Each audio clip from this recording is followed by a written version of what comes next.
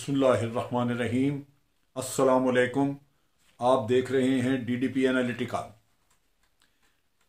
16 दिसंबर के हवाले से जब भी हम अपनी यादों के दरीचों में झांकते हैं तो सकूत ढाका सबसे ज़्यादा तकलीफ़देह, सबसे ज़्यादा एक सानहे के तौर पे याद आता है, जहां इंसान सोचता है कि ये तारीख़ का एक स्याह चैप्टर है। हमारा एक मुल्क था जो दो लख्त हो गया। ये एक ऐसा ज़ख्म है जो लगता नहीं कि हमारी ज़िंदगी में कभी भर सकेगा। फिर 16 दिसंबर को ही आर्मी पब्लिक स्कूल का वाक़या होता है, और वो भी उतना ही दिलखराश कि जितना भी उसके बारे में दुख का इजहार इंसान कर सके वो कम है। लेकिन मैं बात करूँगा पहले बांग्लादेश बनाने वाला किस्से की, कि 16 दिसंबर को जो कुछ हुआ वो उसके बारे में जो अफवाहें, जो झूठ फैलाया जाता है, और मुझे उस झूठ में सबसे ज़्यादा जो दुख और तकलीफ़ होती है वो ये है कि हमारे अपने नौजवान, हमारे अपने लिबरल्स, जिनको आज के सियासतदानों ने अपनी करप्शन, चोरियां, डाके छुपाने के लिए अफवाज पाकिस्तान के ऊपर इल्ज़ाम लगा लगा के उनके ज़हन प्रागंदा किए, और वो आज शर्मनाक किस्म के जुमले ट्विटर पे या वैसे लिख के कहते हैं। सारे नहीं, लेकिन कुछ नाहंजार ऐसे मौजूद हैं जिन्होंने खुद तकलीफ नहीं की कि ये सारी तहकीक करके देखें कि ये माजरा था क्या, लेकिन वो ऐसे ढीठ और ऐसे बेशर्म इंसान हैं कि अपनी अफवाज, जिनकी तारीख कुर्बानियों से भरी पड़ी है, जो अपने से कई गुना बड़े मुल्क और उससे कई गुना बड़ी फौज और उसके पास उससे कई गुना बड़ा ज़्यादा असला, उसका मुकाबला करती है आपके थोड़े दिए हुए वसाइल के साथ, आपके थोड़े दिए हुए तनख्वाहों के साथ। लेकिन इल्ज़ाम है कि वो रुकने का नाम नहीं लेते, और उसकी वजह सारी ये है कि जो चोर तबका है, जो डाकू तबका है, जो झूठ, रियाकारी और मुल्क के अवाम को धोखा देता है, वो किसी न किसी तरह इल्ज़ाम तराशी करता है, क्योंकि उसको नज़र आता है कि अगर कभी उनके झूठ बहुत बढ़ गए, उनका इस मुल्क में जुल्म बढ़ गया, तो शायद अफवाज पाकिस्तान दखल दें, क्योंकि एक तारीख मौजूद है। लिहाजा वो उस चीज़ को रोकने के लिए कि हम जो स्याह सफ़ेद करें, लूट के खा जाएं इस मुल्क को, लेकिन ये ना हो कि कहीं हमें रोकने वाला कोई आ जाए। तो इस वजह से प्रोपेगेंडा गंदा, गलीज़ और जो तकलीफ़देह है। मैं 1971 की जंग में मेजर था, और मैं मौजूद था राजस्थान में, यानी सिंध में। मैं उमरकोट साइड पे आगे था, छोर का इलाका है वहाँ पे, उधर बॉर्डर पे था। मैंने जंग उधर लड़ी, उसकी बात बाद में करेंगे। लेकिन सबसे पहले कि ये हुआ क्यों। हम बहुत सारी एक तारीख की बात करते हैं कि मशरकी पाकिस्तान इसलिए अलहदा हुआ कि मगरबी पाकिस्तान से उनको हकूक़ नहीं दिए जा रहे थे, वहाँ पे मसाइल थे, और हम यहाँ पे उनको उनकी तजलील करते थे, जबकि ऐसी सूरत हाल नहीं है। देखिए, तजलील वहाँ होती है जहाँ पे आप किसी को अपना भाई बंद ना माने। आपको याद होगा कि मौलवी फजलुल हक शेर बंगाल जिन्हें हम कहते थे, वो वही थे जिन्होंने करारदाद पाकिस्तान पेश की, वो बंगाली थे। और फिर पाकिस्तान के आप देखिए, ख्वाजा नाज़मुद्दीन पाकिस्तान के गवर्नर जनरल रहे, बंगाली थे। हमारे मौलवी तमीज़ुद्दीन हमारे स्पीकर रहे, बंगाली थे।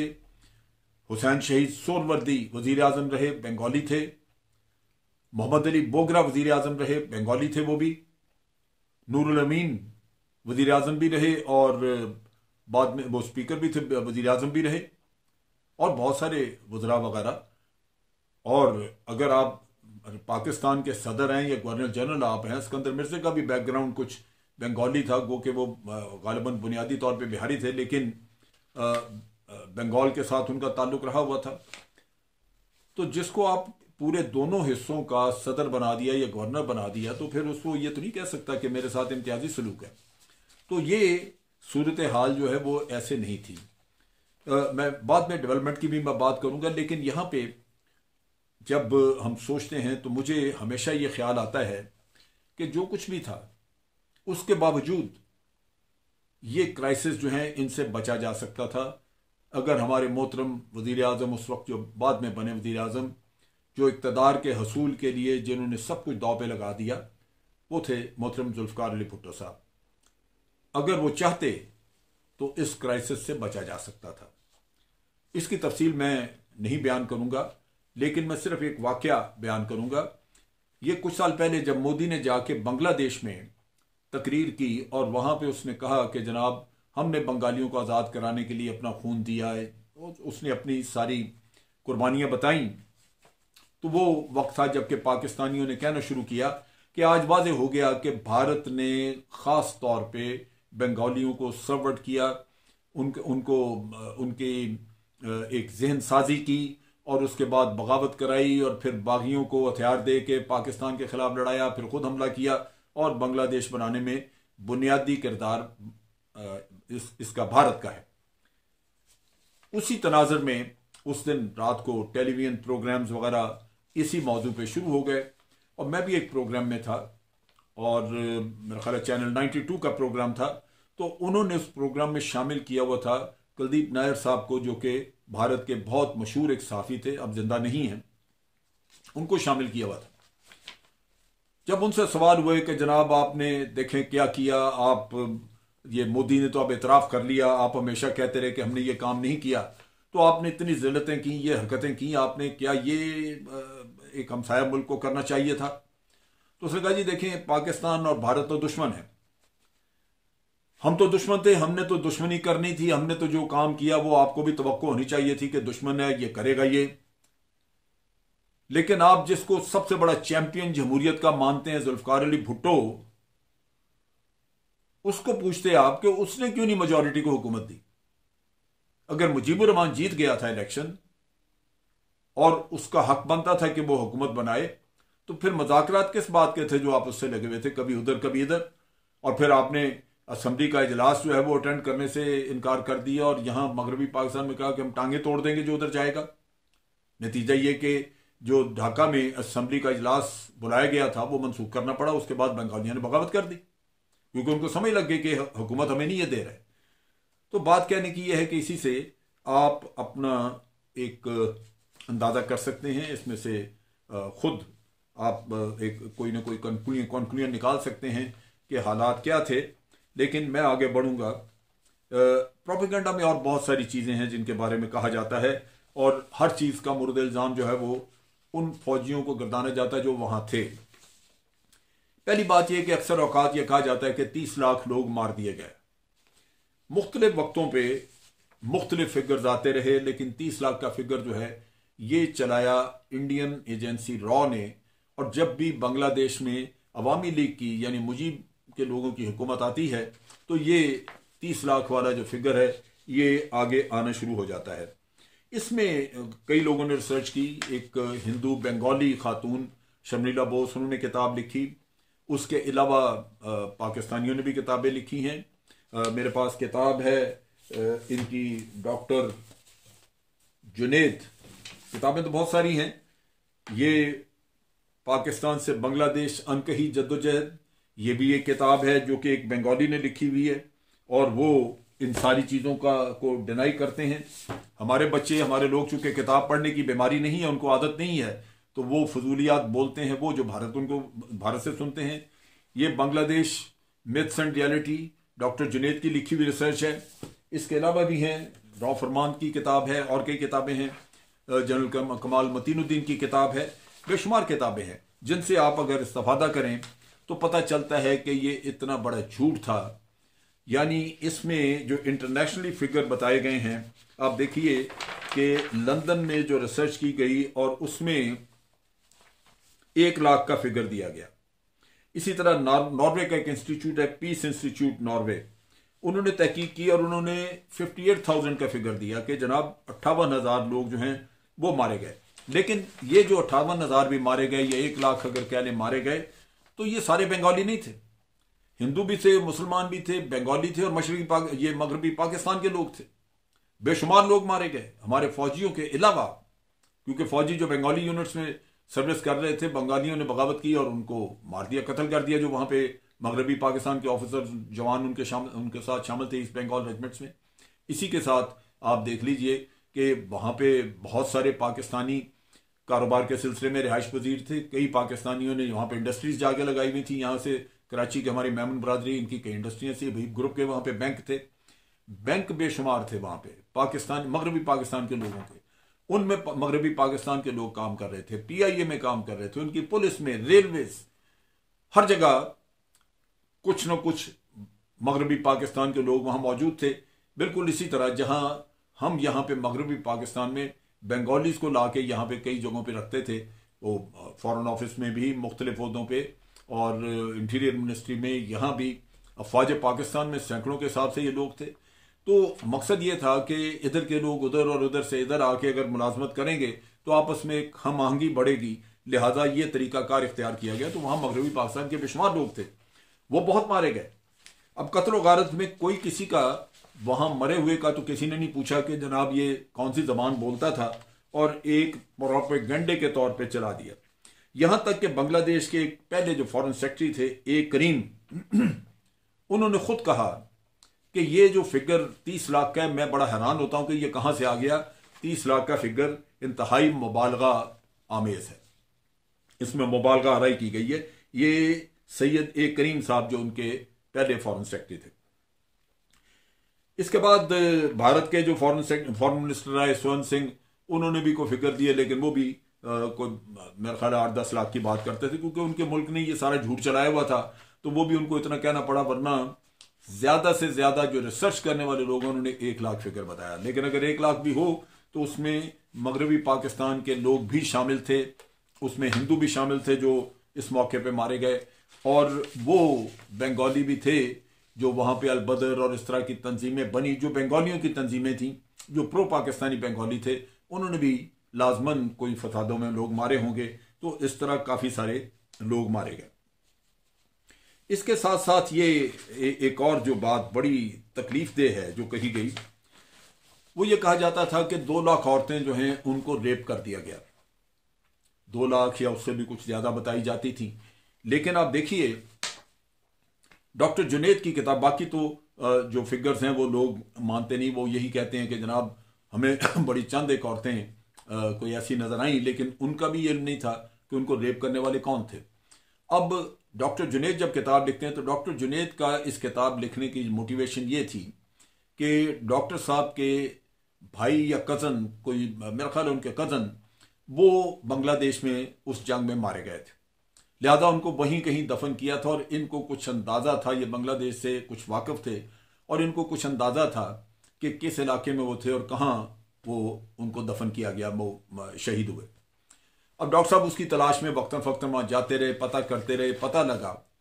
बांग्लादेश की गवर्नमेंट ने इनको इजाज़त दी कि आप तहकीक वगैरह कर लें। उसके बाद इन्होंने वो कब्र भी लोकेट की, सारा पता किया, और जब ये तहकीकात वगैरह कर रहे थे तो इनको सरकारी कागज़ों तक रसाई हुई, मुख्तलिफ जगहों पे ये फिरते रहे, और इन्होंने एक इंक्वायरी वहाँ पे देखी कि गवर्नमेंट ने एक वहाँ पे ऐलान किया था कि जो भी खवातीन रेप हुई हैं इस आज़ादी की जंग में या इस कश्मकश में, तो वो सामने आए, उनको वो खवातीन के ही एक सेटअप बना के उनको उसमें बुलाया गया और उनको कहा कि उनको कंपनसेशन दी जाएगी, उनको सेटल किया जाएगा, उनके हालात दुरुस्त किए जाएंगे और जो भी हुकूमत उनके लिए कर सकी करेंगे। उस रिपोर्ट के मुताबिक 200 से ज्यादा खवातीन सामने नहीं आई। आप इमेजिन करें कि किस कदर झूठ फैलाए गए, और ये डॉक्टर जुनैद ने अपनी किताब में लिखा हुआ है। 200 से ज्यादा नहीं आई, और वो 200 भी श्योर नहीं थी कि उनको रेप करने वाले मगरबी पाकिस्तान से कोई था या मशरकी पाकिस्तान के था। ये भी खबरें थी कि भारतीय फौजियों ने वहां पे रेप किए बड़े, क्योंकि जब एक मुल्क में लाकानूनियत हो गई, अमलदारी खत्म हो गई कानून की मुकम्मल तौर पे, कोई गवर्नमेंट नहीं रही, कोई डिस्ट्रिक्ट जिली गवर्नमेंट नहीं है, कोई पंचायत, कोई चीज रहती नहीं है, तो फिर फ्री फॉर ऑल है। घरों में घुस घुस के लोग निकालते थे। फौजी हमारे तो जो है वो तो 16 दिसंबर के बाद आप देख लीजिए कि वो तो कैदी बना लिए गए, लेकिन भारतीय फौजी तो दंदना रहे थे, फिर रहे थे वहां शहर में, और मुक्तिबानी फिर रही थी। सो नतीजा ये कि ये यहां पे आप देखिए कि इन लोगों ने ये करतब किया और इल्जाम पाकिस्तान फौज पे लगा दिया, और डॉक्टर जुनेद इस बात के शाहिद हैं कि उनकी सरकारी तहकीकाती रिपोर्ट जो उन्होंने देखी उसमें 200 से ज़्यादा औरतें नहीं निकली। सो ये भी एक चीज़ समझने की है।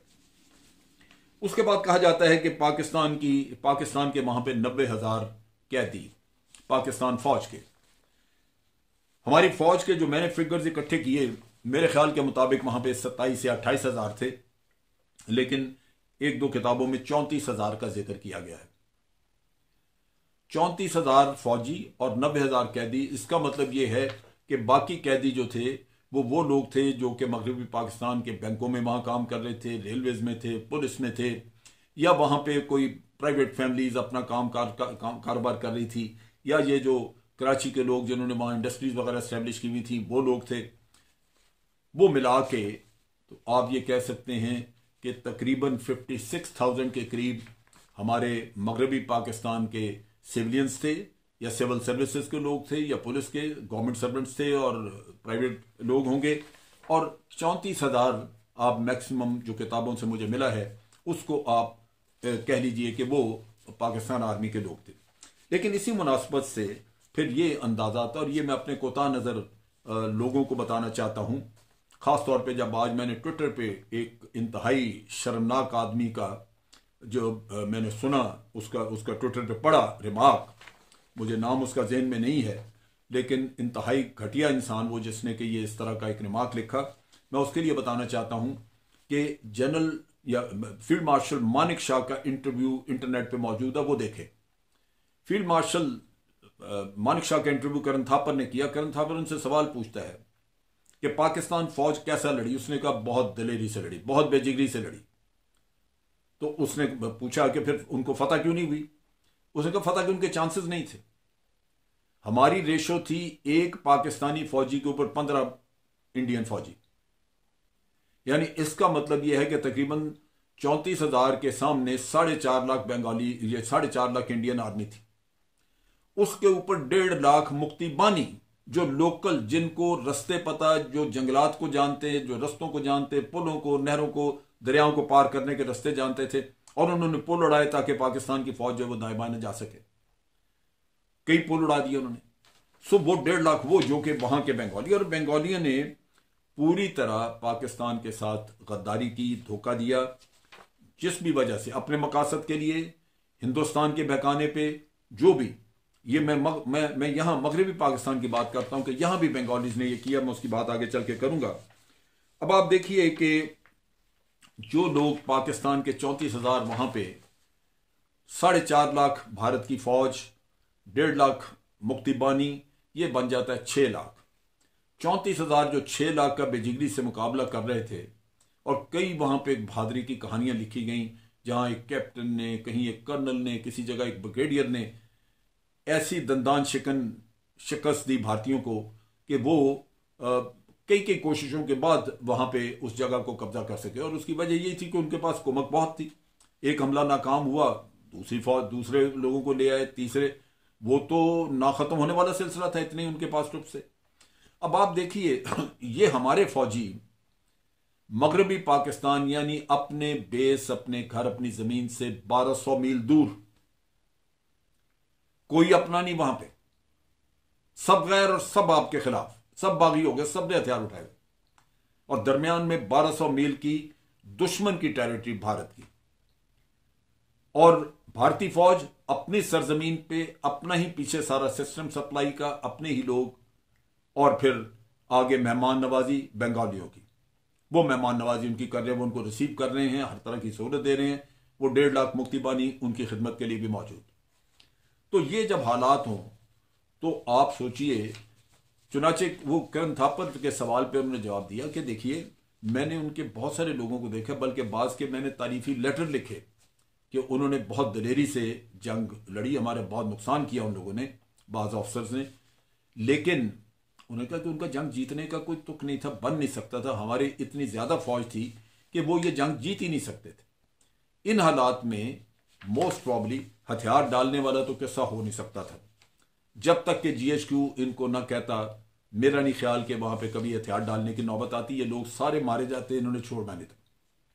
ठीक है, वो एक बड़ा बाइज्जत रास्ता होता, लेकिन यहाँ पे जीएचक्यू में गालिबन जो मैंने बाद में सुना वो ये सोच थी कि अगर इनको लड़ने दिया तो लड़े तो जाए, लड़ेंगे, लेकिन ये भी हो सकता है कि बहुत सारे मारे जाएं, कई घर यहाँ पे जो है वो गवाह बैठेंगे, पहले ही कई शहीद हो चुके हुए थे, और कई औरतें बेवा हो जाएंगी। सो बेहतर ये है कि जब ईस्ट पाकिस्तान हाथ से निकल गया तो जंग को मजीद तूल ना दिया जाए।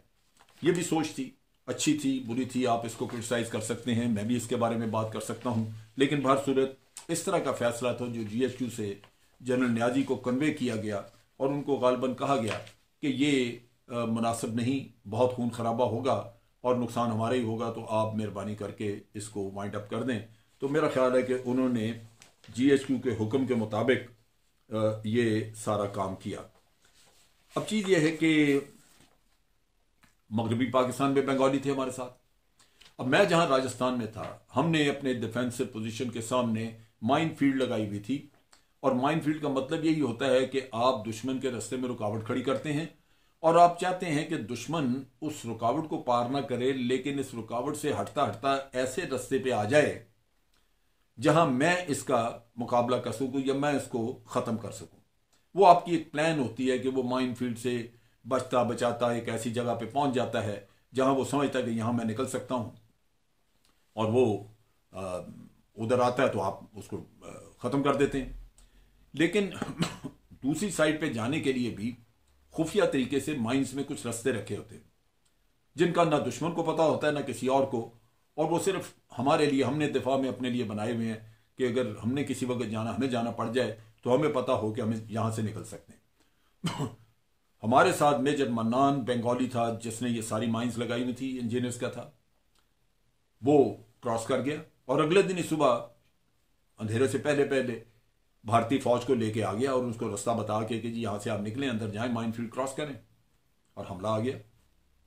वो तो अल्लाह का बड़ा करम के बावजूद इसके कि हम उस वक्त हमला एक्सपेक्ट नहीं कर रहे थे, लेकिन हमारे ट्रुप्स और लोग बिल्कुल तैयार थे, चौकन्ना थे।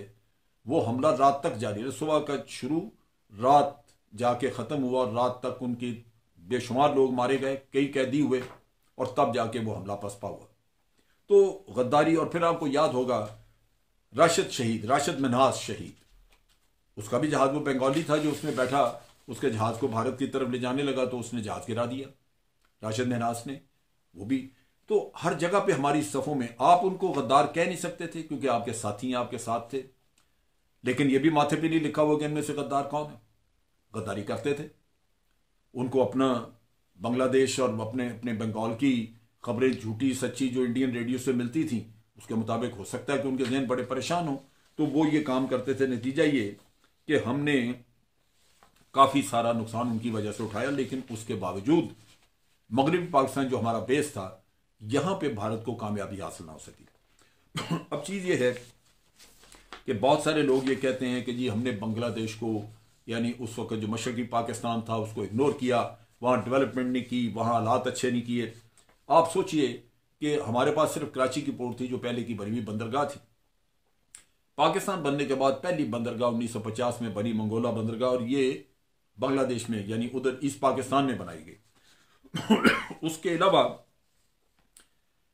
कई कैडेट कॉलेज वहां बनाए गए। हमारे यहाँ कैडेट कॉलेज 2 बने थे, वहां कम से कम 4 या 5 कैडेट कॉलेज बनाए गए तालीम बेहतर करने के लिए, ताकि ये तालीम हासिल करके फौज में आ सकें, इनके लोग आर्मी ज्वाइन कर सकें। इसी तरह ढाका और कराची में इकट्ठे टेलीविजन इंट्रोड्यूस किया गया, टेलीविजन स्टेशन बने। ढाका के एयरपोर्ट, उसको बड़ा एयरपोर्ट किया गया और वो कराची के एयरपोर्ट की तरह इंटरनेशनल एयरपोर्ट बनाया गया। हमारे यहाँ तरबेला डैम वगैरह जिस ज़माने में बनी, उसी ज़माने में मशरकी पाकिस्तान में कप्ताई डैम बनाई गई। फिर आप देखिए कि हमारे यहाँ इधर मगरबी पाकिस्तान में स्टील मिल नहीं थी, ये 1971 में आके इफ्तिताह हुआ, लेकिन उससे पहले स्टील मिल मशरकी पाकिस्तान में बना दी गई थी। सैकड़ों के हिसाब से बंगालीज जो थे उनको CSS करवाया गया, CSP ऑफिसर्स, और वो पाकिस्तान के तकरीबन हर महकमे में, फॉरेन ऑफिस में, फॉरेन सर्विस में, अफवाज पाकिस्तान में बेशुमार लोग थे, ऑफिसर्स भी, सीनियर ऑफिसर, लेफ्टिनेंट जनरल के रैंक के ऑफिसर्स थे, और सफ़ीर थे बहुत सारे मुल्कों में बंगाली। 1947 में सिर्फ एक उनका ICS ऑफिसर था, यानी CSS जिसे हम कहते हैं, वो एक ऑफिसर था, जबकि 71 तक सैकड़ों उनके ऑफिसर थे और तकरीबन हर महकमे में मौजूद थे। मुख्तलिफ सिविल सर्विसेज ग्रुप्स में ये ऑफिसर काम कर रहे थे और ये अफवाज पाकिस्तान में तो बहुत ज़्यादा थे। फिर ये आप देखिए कि बंगालियों को एक सेंस ऑफ ओनरशिप देने के लिए बहुत सारी सड़कों के नाम बंगालियों के नाम पे रखे गए। बंगाली में उर्दू में नाम लिखा है या इंग्लिश में लिखा है तो साथ बंगाली में भी लिखा है। अफवाज पाकिस्तान ने अपनी ज़बान बदल दी। फ़ौज में हमने बंगाली इंट्रोड्यूस की और तमाम जो ड्रिल और जैसे हम अबाउट टर्न कहते हैं या ये अंग्रेज़ी के होते थे, बाद में उर्दू में बनाए गए, तो बंगाली के भी साथ बनाए गए ताकि बंगाली के अल्फाज हम इस्तेमाल करें और बंगालियों को ये एहसास हो कि ये जो नई उर्दू है ये उर्दू और बंगाली का एक मरगूबा है, एक मिक्सचर है इसका, वो बनाए गए। और इस तरह आप देखिए कि एक सेंस ऑफ ओनरशिप दी गई, उनको ये जाहिर किया गया कि आप हिस्सा हैं इसी मुल्क का, इसी सल्तनत का, और आपको तमाम किस्म के हकूक हासिल है। तो ये एक सूरत हाल थी जो कि मैं बयान करना चाह रहा था कि झूठ और बहुत ज़्यादा मुबालगा आराई जो है वो की जाती है। और भी कई ऐसी चीज़ें होंगी जिन पे बात की जा सकती है, लेकिन ये गुफ्तगू बड़ी लंबी हो जाएगी। चुनांचे इसको वाइंड अप करते हुए मेरी गुजारिश है अपने नौजवानों से कि खुदारा उस चीज़ को समझें कि आपके फौजी किस माहौल में, किस बेबसी में, अपने घरों से 1200 मील दूर, अपने से 15 गुना ज़्यादा बड़ी फौज और 1.5 लाख बागी मुक्ति बानी जिसको इंडिया ने हथियार दे के तो लॉन्च किया हुआ था, ये मिला के 6 लाख फौज बनती है। अब 34,000 आपके लोग थे जो मुकाबला कर रहे थे। और उसके साथ साथ आप देखिए कि वहां पे कोई भी, यानी जो आपके पाकिस्तान के हामी भी थे वो खौफजदा हो गए और कोई आपका दस्तरास नहीं था, कोई मदद करने को तैयार नहीं था, कोई आपको अगर रास्ता नहीं आता तो रास्ता बताने वाला कोई नहीं था, पुल उड़ गया तो आप जा के ही नहीं सकते, आप मैसूर बैठे हुए हैं। ये हालात आपके फौजियों ने वहाँ पे देखे और इसके बावजूद वो जंग उन्होंने लड़ी। वो हथियार ना फेंकते, वो हथियार नहीं फेंक रहे थे, लेकिन किसी ने यहाँ बैठ के ये सोचा कि खून खराबे से बेहतर है कि ये काम यहाँ रोक दिया जाए। इस फैसले को हर कोई डिबेट कर सकता है, चैलेंज कर सकता है। आज के लिए इतना ही। अफवाज पाकिस्तान जिंदाबाद, पाकिस्तान पाइंदाबाद।